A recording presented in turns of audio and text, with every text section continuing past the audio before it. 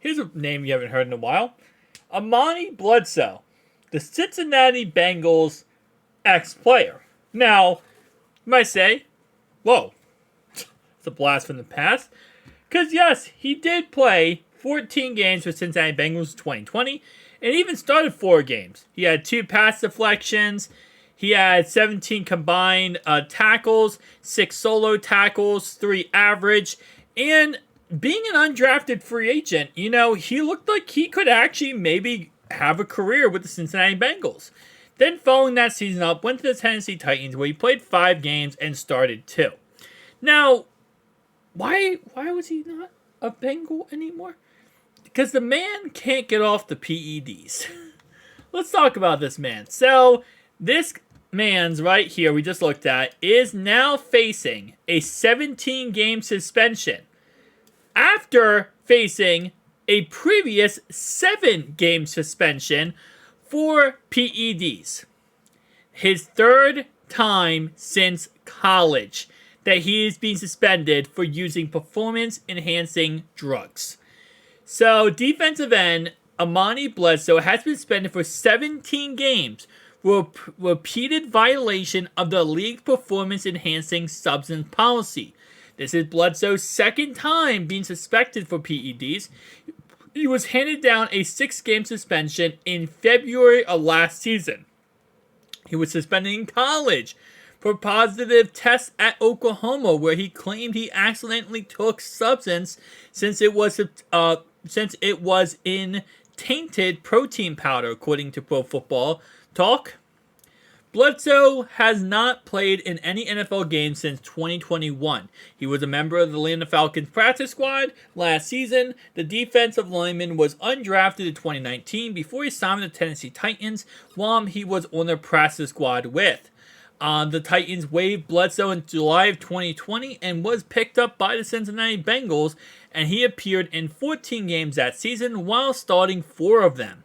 When the Bengals waived him in 2021, Tennessee scooped him back up, and he played 5 games that season.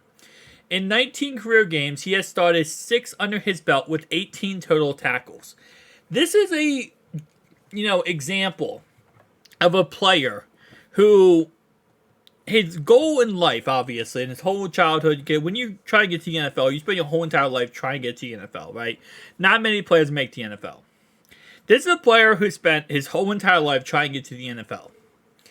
And then constantly uses PEDs to try to, get ahead, stay up. I don't know his situation or his life or what's going on in his life, but there's got to be ways for him to be able to be successful in the NFL without taking PEDs. There's got to be a way. There's got to be a way to avoid, cheating to try to become successful in the NFL. He went from undrafted to clearly 3 different teams, and 3 different teams believe he could be that guy. And now his career is over. 17-game suspension, he is done. He's never going to be on a press squad again. He's never going to be in a, uniform again. It's just like, I don't get the point. This is not him doing, illegal substances or now legal substances in certain areas. This is just him taking, certain things like, again, PEDs can include steroids. It can include different drugs just to get your not immune system, but get you boosted up, unfair advantage over other players. And we saw this same concept happen with Brandon Browner of the Seattle Seahawks, where he got suspended multiple times for PEDs. Julian Edelman got suspended for PEDs.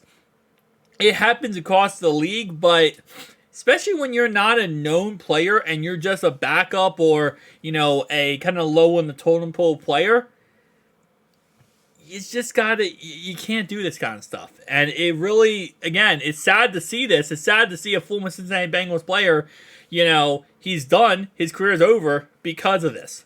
So definitely will say overall wise, it is what it is at the end of the day. But, dang, man. You never know what he could have been, right? And it's just like, why? Why take PEDs? If it's because you simply are not good enough or strong enough or whatever the case to compete on an NFL level, then just do your best. And if you don't make a team, you don't make a team. But keep in mind, every time he takes PEDs and he obviously looks better than everybody else because he's on PEDs, he's also taking a roster spot away from someone who actually earned the spot. Someone who didn't cheat. Someone who did it actual real life, realistically. And he's taking away a spot because he's cheating. So it's like even more of a kind of FU to other players saying, listen, I got your roster spot because I cheated and you didn't. It's sad, man. Very, very sad. But definitely tell me down below your thoughts and opinions, guys. I'll see you guys in the next one. Peace out.